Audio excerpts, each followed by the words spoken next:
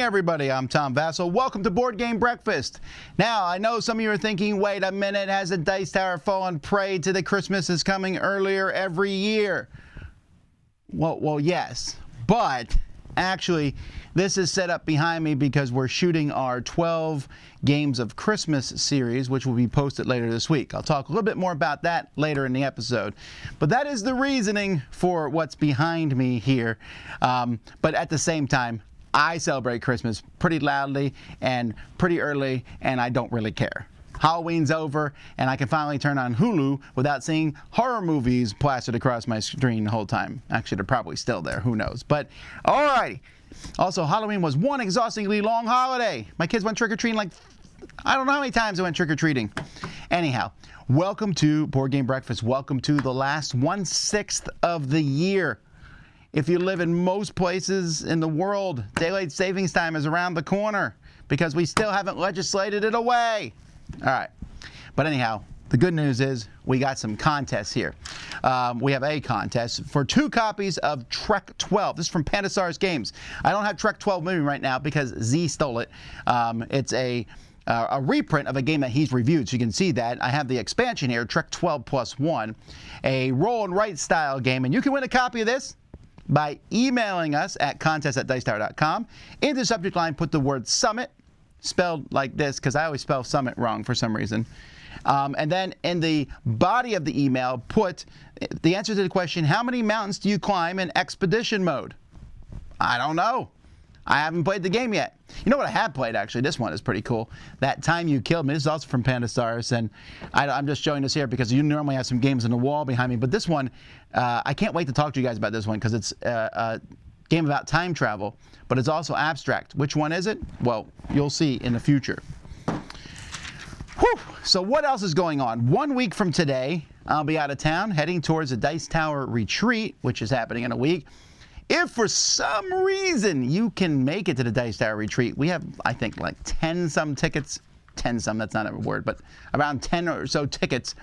For the, because it has freed up. Right now, Florida's a fantastic place to be, folks. In Orlando, Florida. So you can email us. Email Sharon@dicetower.com if you want to get on that list. There's still space. But otherwise, if you're thinking more futuristically, Dice Tower West, Dice Tower Cruise, and Dice Tower East are all available.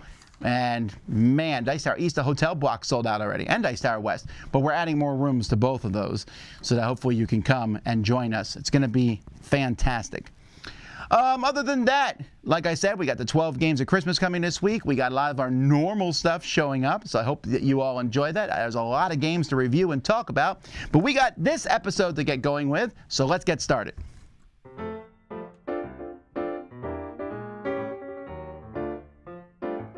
Hi, it's Taryn. And Stella from Meeple University and the Dice Tower. Today we're going to play a quick round of Ryan Knizia's new game, Art Robbery. This is a quick little party filler game where our aim is to get the highest value of treasure as we can. From the middle of the table, we're competing art thieves on the same heist. There are 4 rounds, we're going to play 1. Yes. Almost. Alright, so I'm going to start. I'm going to play the 0. This is worth nothing, but it gives me some alibis for the end game. I'm going to play 5 and then get number 5. Okay, I'm going to play 5 and steal your 5. I'm going to 5 to steal it back. Haha. I can't do that again, but I'm going to play 4. Draw it back to up to 5. Yeah. I'm going to play 4 and take that. And I'll get the dog. The dog got my. Yep, so that makes it hard for me to steal that. Correct. I'm going to play the boss cards, so I get to take the boss treasure. This is only worth points if I have a 5 or a 4 at the end of the round. I'm going to play 4 to steal your 4. That makes my boss potentially worthless. Yes. I will play 3 and take one of these 3 threes. I'm going to play 3 to steal 3. It's alright, because I need one of those. I need to get through some of these. I'll take the 2. I'll take the this one. Now this actually is the boss. I'm stealing it from you. Alright, I'm going to take the dog from you. I'm going to take the dog back from you. I'll take the boss. No. Okay, Yeah. I'll take the I dog say no. instead. So that's basically it. It continues until the pile runs out, and then we go to the next round and next round. After 4 rounds, whoever has got the most points win. unless they have the fewest alibis. In a 2-player game, if you've got the fewest alibi dots, you lose 10 points. In a 3 to 4 or 5-player game, you lose instantly. And that is the game. See you next time. The overwhelming landscape of Nepal is where the game of Bag Chal originated. Many generations ago, the native goat herders adapted games to their own experience. Their herds in the Himalayan foothills were threatened by tigers, which would emerge from the forests in search of food. The goats could confound the tigers by their numbers, but still the giant cats could have their fill of the stragglers. Hey everybody, this is Nick Traeger with Meeples on the Ground, and we're going to show you a quick little peg game called Bog Chow for 2 players. So this is a Bog Chow, and this is a 2-player game where one of the players, that is the tigers, has to capture 5 of the goat player's pegs in order to win. And for the player that is the goats, in order for them to win, they have to immobilize all 4 tigers on the board. The way they do this is the starting player, which is the goats, has to take one of their pegs and place it anywhere that is free on the board. And then after the goat player goes, the tiger player has to move one of their pegs onto one of the other adjacent spaces. So they go ahead and try to capture a goat piece. Now, the goat player will continue putting pieces on the board, and the tiger player will continue to move. But once the goat player is out of pieces, they can finally move on the board to try to capture or immobilize all 4 tigers. So that was Bog Chow by New Venture Games. We hope you all enjoyed the historical peg game. Back to you, Tom.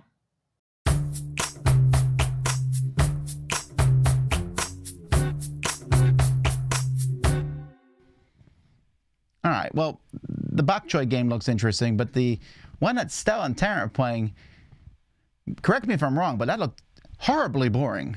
But maybe I'm wrong. Maybe I'm wrong. You never know. Anywho, what are we talking about now? Risk 2210 came out 20 years ago and changed what we thought about Risk forever.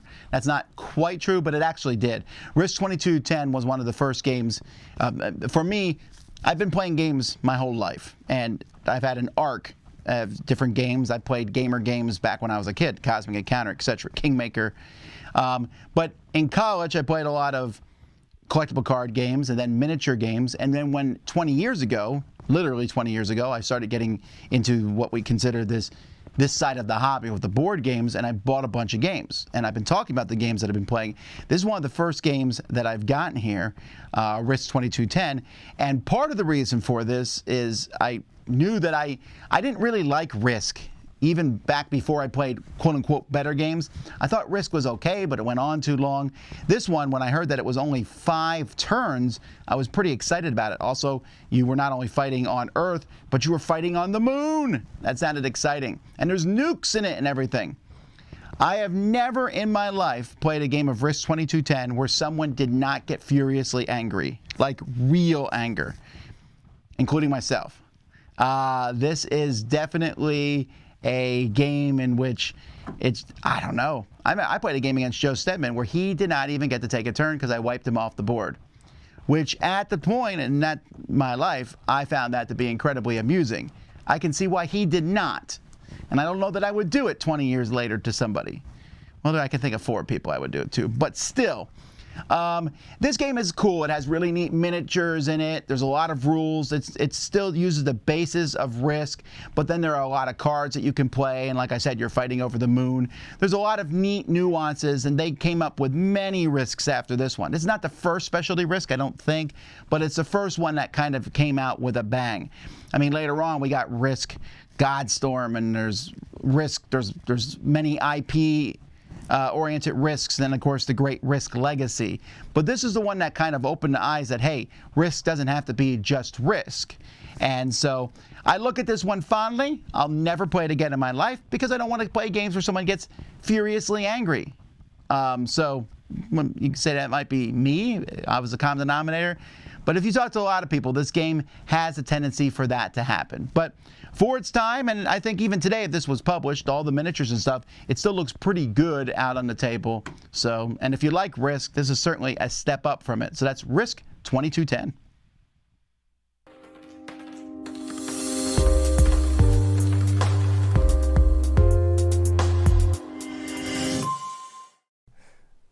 Hello, everybody. Good morning. Today we are looking at Ave Caesar. Oh no. Oh yeah, that. Sorry, I was doing that. This is a racing game by Proludo. 3 to 6 charioteers. Oh yeah, not players. Not players. Okay. In the rulebook, it does say you can play as a 2-player, so we gave it a go as a 2-player. We did. So yeah, this is based on the Circus Maximus chariot track in Rome.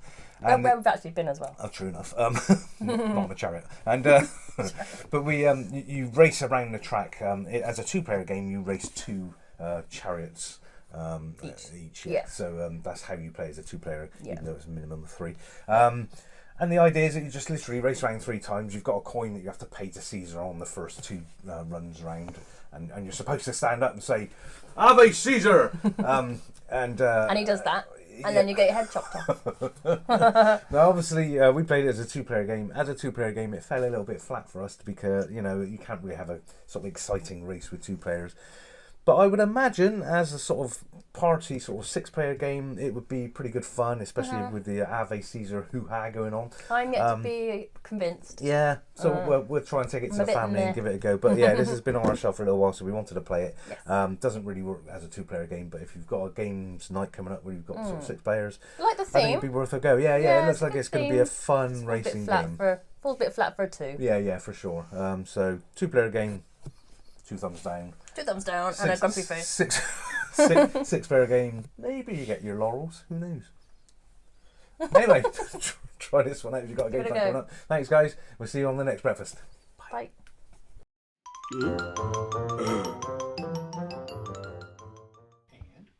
All right, so what's coming this week? I actually have to look at the schedule because we're recording so far ahead in the future at this point. So I'll talk about 12 games of Christmas. Well, now, actually, we have 10 shopping lists for Christmas. It's a little early, right, being the first week in November, but considering how shipping and everything else is going on, we figured this is a good time to launch these. So the 12 games of Christmas, which are sponsored by the World Board Gaming Championships in Vegas, we have the 12 games of Christmas. We have 10 different categories. So we're going to make 10 different lists. Each list has 12 games that are hopefully in stock at any given point or about to be in stock. So we're doing party games, stocking stuffer, kids games, thematic games, strategy, advanced strategy, family, solo, games for 2, and then maybe not games, but something for the gamer who has everything. So we're going to be starting those on Wednesday, Thursday, Friday, Saturday, Sunday. There will be 2 lists each day. So hopefully you enjoy that. Besides that, let's see what's happening. Right after this at 10 a.m. this morning, Z's going to be doing What's Happening with Yellow and Yangtze. That's interesting. Z's not a huge fan of Tigris and Euphrates, so I'm curious what he'll think of this one. We are continuing this week. I think this might be the last week of our Autumn Spectacular games that we're running through. Yeah, I think we have one of those going up each day, just taking those and running with them. I'm going to be reviewing Llama Land. I'll be taking a look at, let's see, Patchwork Halloween, Neoville, Star Clicker, Land and Sea, Machikoro 2, Dollars to Donuts, and the expansions to Fantastic Factories. We have a big Foursquare review coming up of Ultry. And I'm also doing an unboxing. Normally our unboxings are done on Dice Tower Unboxing channel. This one I did in this channel. I unboxed Kingdom Death Monster. So if you're curious what my first impressions of Kingdom Death Monster would be on unboxing an actual copy of it, well, that's going up, I guess, Wednesday of this week.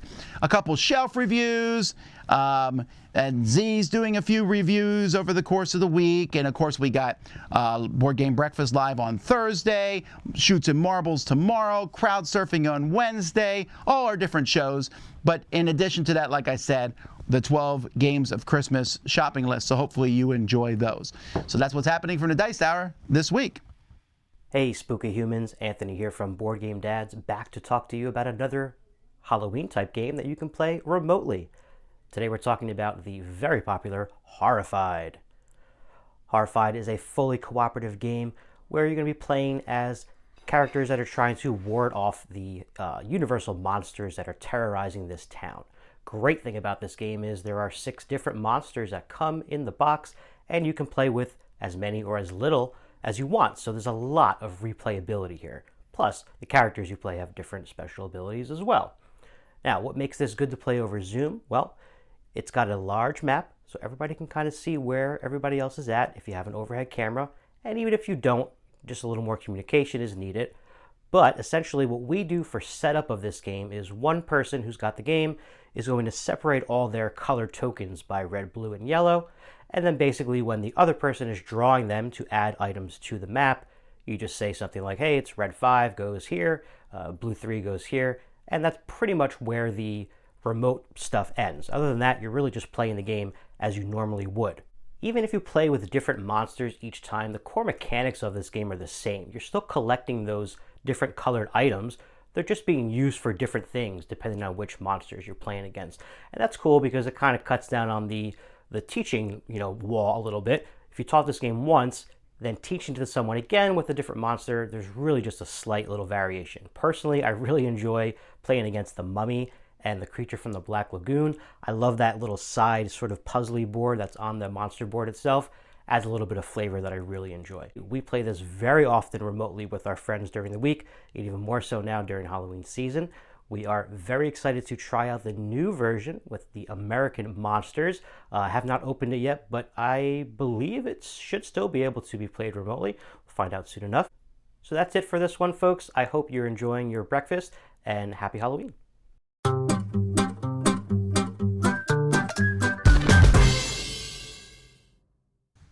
So last week I talked about categorization of games and the fun event that is. Miscategorization of games is something that I always, I don't know, it's something that people are going to argue about till the end of time. I think there can be some danger of miscategorization of games. That sometimes you will say that a game is a certain category and someone who might like that category will play it and then realize that that game is nothing like that. Kids games often will say, well, this game looks like a kid's game, might play as a kid's game, and then you play and you find out not really a kid's game. And I do think there's this weird, sometimes subcurrent of games that I think are clearly kids games, but we have this special categorization of, well, it's a kid's game, but it's actually better it's better when you do something else. It's better with adults. And if they're drinking. So here's one miscategorization that I really, on a personal level, I really despise: the drinking game category. When people say this is a drinking game. Now, some people say beer and pretzels. That's a different thing. That's like a light, silly game that you play in between things. But a drinking game, and someone will say that means this game is fun when you're drinking. Let me be clear. It's better to categorize that as a bad game. Because if a game is only good when you're drinking, it's not good. That means any sober person thinks the game is bad, and only someone whose senses are diluted by drinking will think that it is a good game. So I always hate that categorization when someone says that would make a good drinking game. Well, all right, still a bad game then. Then there are other times we miscategorize games where we'll call them by a name, and it's not. To the end of days, we'll fight over the categorization of a war game. If you go back in time and listen to the Dice Tower, one of our first episodes, way back in days of our podcast, was, is Memoir 44 a war game? As a heads up, I think it is. Why? You have military pieces on the board. You are moving them around. You are rolling dice, attacking other military pieces in a war of World War II. I don't see how you can call it anything else, and yet people will.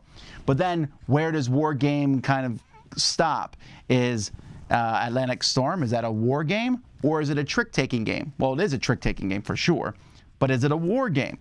And the argument over whether something's war or not is kind of funny. Dexterity games, they're pretty clear-cut. It requires some sort of dexterity with your hands or flicking. But I think sometimes we can miscategorize something. We'll say, that's a Euro, or that's a war game, or that's an Ameritrash game, and we can actually turn people off from playing a game who don't like those genres. That being said, just because someone says something's a genre doesn't mean that you might not like it if you don't like that genre. I found that a lot of times when it comes to abstract strategy games, people will dress it up. They're like, yes, I know people are calling this an abstract strategy game, but it's really, the Steam is really great. And we kind of try to sometimes shoehorn a game into more categories than it really should be, just so that more people will play that game. I'll be like, oh, you love space. This is a space game. Well, no, it's not. It's very, very abstract. And sometimes we say that a game is a certain category because we're trying to put the game down. Eclipse, Euro game. I don't like Euro games, and yada yada. You know, we can do that sort of thing. So we have to be careful about the categorization of games, that we don't try to shoehorn a game into a category just so that we can get other people to play it or put it down. Anyway, we're going to argue about categories for the rest of our life, and in fact, next year I'll be doing some videos on categories of games. We'll see. Anyway, let's keep moving. This is a segment where we take a look at a board game based on an IP, and I tell you if the IP and the mechanisms match. Today we're looking at The Walking Dead: The Prison. Let me show you a little bit about the game, and I'll come back and tell you if the IP and the mechanisms match. Then you'll be able to move. On your turn, you can move 1, 2, or 3 spaces in any directions, and these hexes will be the directions that you can move, 1, 2, or 3. As soon as you move in, if I was going to move into this new area, everything would kind of spawn and populate. Then when you want to fight them, you kind of turn them over, and you can see each of the zombies will have a number. It kind of tells you how many zombies are there. Now, before you can move on to a new location, so I go into cell block C, I would need to completely get cell block C free of zombies, and then I can move on to the yard or another location. Now, if you move on one of these spaces that have ammo or food on, that's called an encounter location. You would then take, immediately stop, you're done moving, and take care of an encounter card that you would have. So fighting zombies will require a roll of a die, and what you're going to be looking for is here, you want the zombie faces this. This would kill 2 zombies, this one would kill just 1 on this side. So once you clear 7 rooms, or there are no tokens left in the pool, the game will end, and whoever has the most leadership points, the hat at the bottom, will be the winner of the game. The IP and the mechanisms match a little bit based on certain aspects of the narrative. This is definitely based on the graphic novel, the comic books that were released for The Walking Dead. So all the artwork, etc. is going to be from that. This is going to be really just walking around and some very simplistic combat that's going to be going on. Not a whole lot of narrative from the storyline we brought in, and that's going to disconnect. I don't think most people read the comics because of the zombie killing, etc. It was more about the storyline and the interacting of the humans against the walkers and against themselves. And that's not going to play into this one very much. This is a straight up walk into a room and kill some walkers. It really could have been generic. Isn't anything other than the prison setting that brings you into the Walking Dead universe. All of the characters are there, don't get me wrong, but I don't think the narrative that we're looking for was able to tap into the IP, so for me, this is not going to be one that I would keep.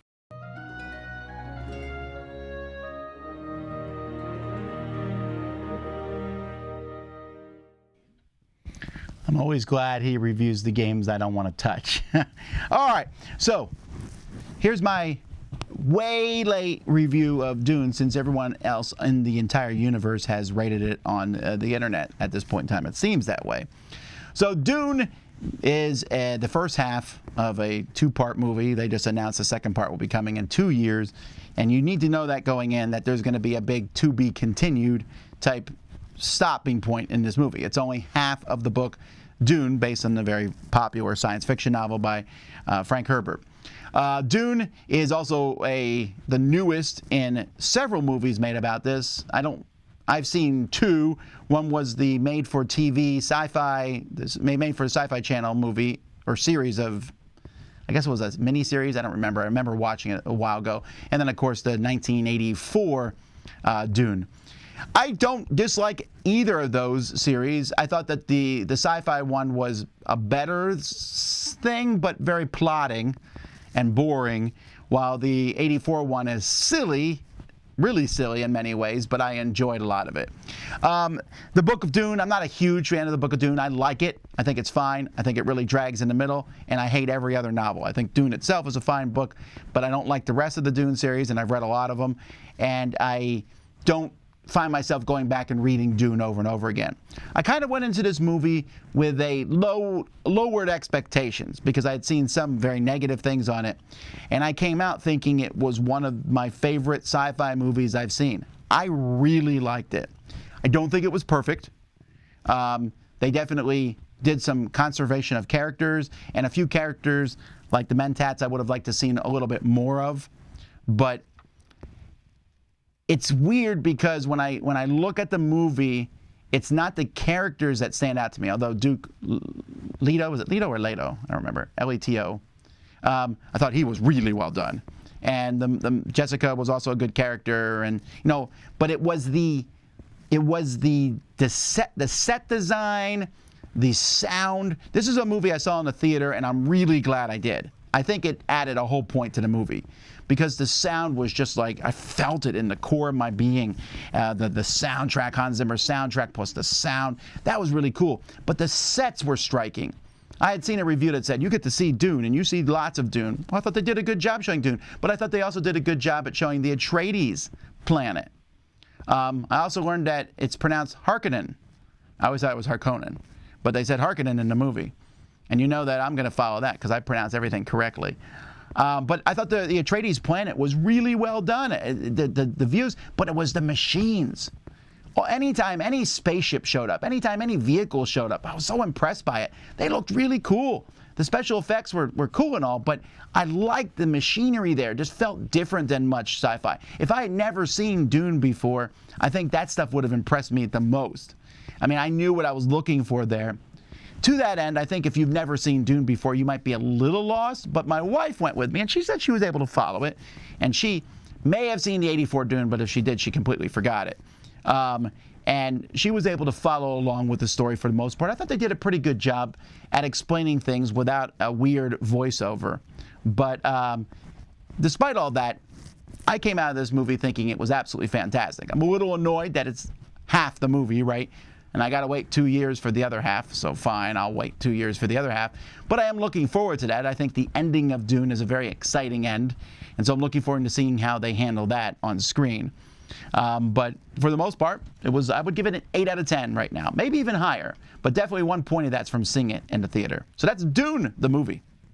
Hello, Proti here, your Romanian content creator, and today I will start a series where I will take a look at different games that I really like, and I will tell you what is my favorite part, mechanism, or piece that I have in those specific games. Today we will take a look at Grizzled. Grizzled is a cooperative game where you play cards in no man's land and try to don't overpass the threshold of the specific symbols, and you are trying to be able to do those missions and get rid of cards so that you get rid of all the cards in the deck and in your hands, all the players' hands, so that you can win the game. You have different traumas that can affect each and every player, and the interesting part is you can get back from the battlefield so that you are not anymore in that mission, and the other players can play so that they maybe fulfill the mission and get rid of those cards in that specific moment. Interesting is how you can help the different, and you have a specific power, or help the different players to get their power back or get rid of traumas and so on. So really interesting game. And what I really like in this game are these speech tokens, which the captains are getting, because every game another person is the captain, or another round it is sent like a first player marker, and you as a captain or the ex-captain will get a speech token, which is really interesting because the speech token you can make on your turn. If it's your turn, you can say symbol and everybody is getting rid of the symbol. So this is really important because it can get really strategic if you can use it really good and at the correct moment, because you are trying to see, okay, what is being played, what are people holding back, and so you say, okay, I want to use my speech token because I think now it's the most proper and most important moment, and I can get most out of the speech symbol so that people are getting rid of those cards. So this is my favorite thing from the Grizzled. Thank you and have a nice breakfast. Hello everyone, today I'm here to talk to you about Mazescape. Now this is the Adran version, I'm definitely pronouncing it wrong, and these are solo labyrinth maze map style games. So effectively you open this map up, and with the little marker tracer thing, you are trying to get from the compass through to the impossible triangle. Now, of course, when you open the map, they do not link, which means you have to unfold bits of the map, move along a path, unfold another bit, close a bit, move around.